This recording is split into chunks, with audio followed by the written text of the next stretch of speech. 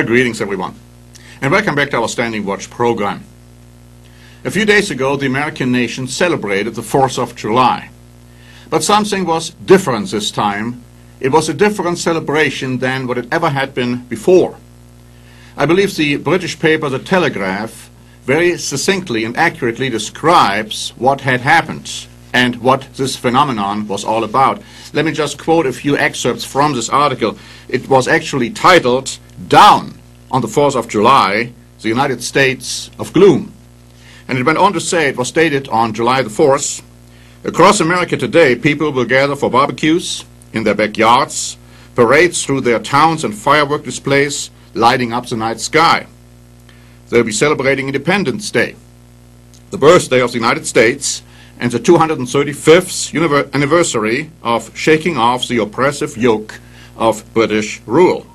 On this day in 1776, a group of 13 colonies broke away to found a new nation, free to govern itself as it saw fit, pledging that each citizen would have the unalienable rights," they said, they meant inalienable right, "to life, liberty, and the pursuit of happiness." Now, let me just interject here that this is kind of a joke today, because today most Americans do not have anymore the right to these inalienable rights. In other words, they cannot really experience them in the kind of lifestyle they are forced to live in. It goes on to say in this article, "A nation as Americans are apt to declare, which became the greatest on the face of the earth," and amen to that. It says, however, that's the good news. On the flip side, however, a country whose hallmark has always been a sense of optimism is in the grip of unprecedented uncertainty and self-doubt. With the United States mixed and mired in 3 foreign wars, beaten down by an economy that shows few signs of emerging from deep recession, and we'll talk about that in a moment, and deeply disillusioned with President Barack Obama, his Republican challengers, and Congress, the mood is dark.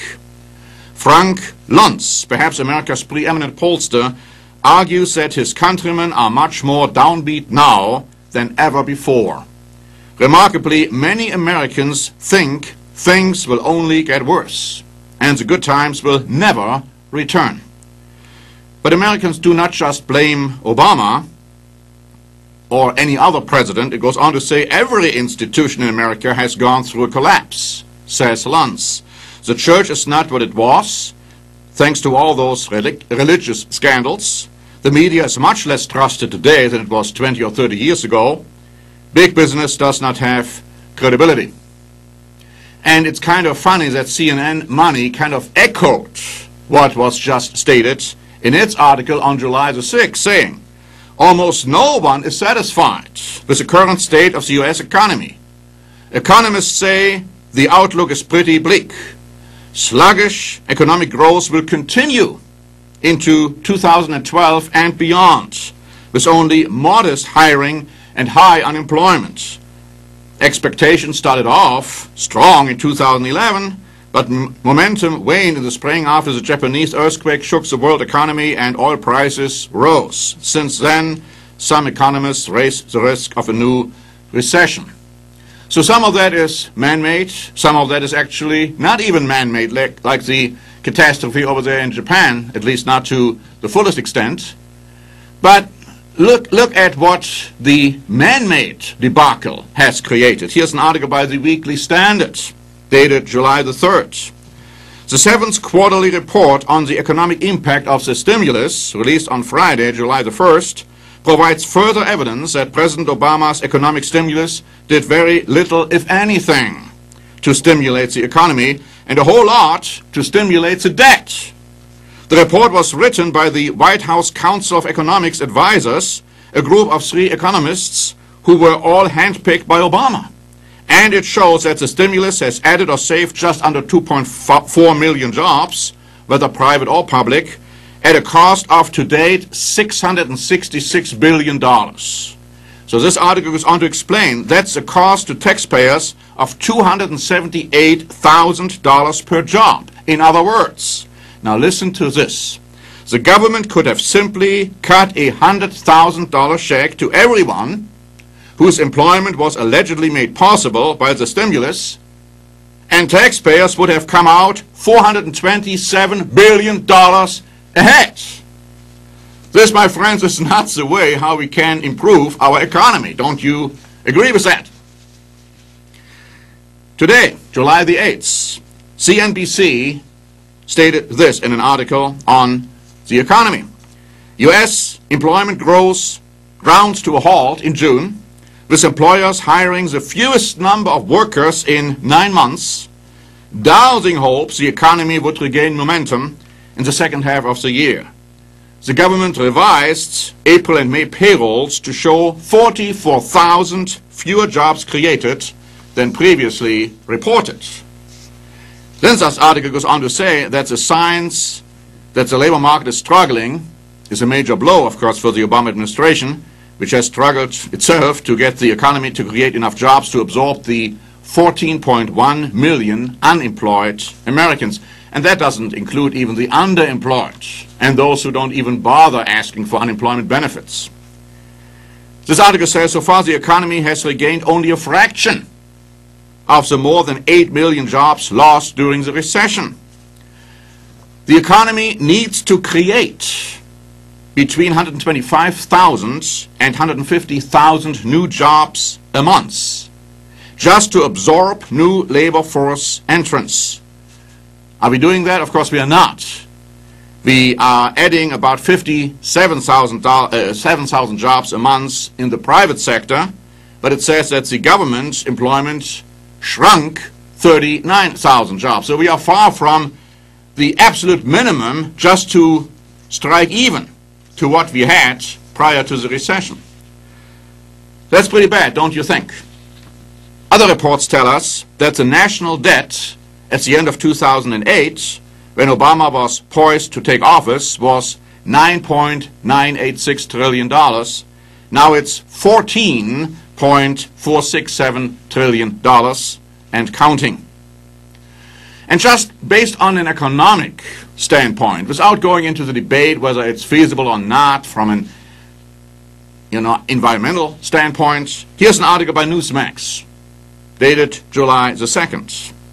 The Obama administration is foot-dragging on approving a pipeline to deliver abundant Canadian oil to the United States. At the same time, the Chinese are investing in a pipeline that could send that oil to China. The Canadian province of Alberta has the world's third largest oil reserves after Saudi Arabia and Venezuela, and more than Russia or Iran. My friends, this is so because Canada, as well as the United States of America and Great Britain, are descendants of the ancient house of Israel.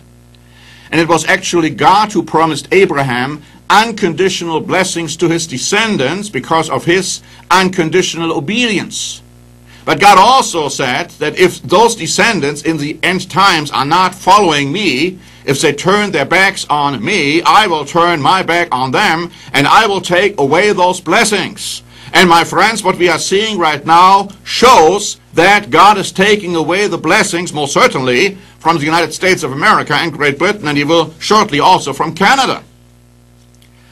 At the same time, and we have been telling you this for years, at the same time as we see the downfall of the United States of America and Great Britain, we see the rise of Europe and especially of Germany.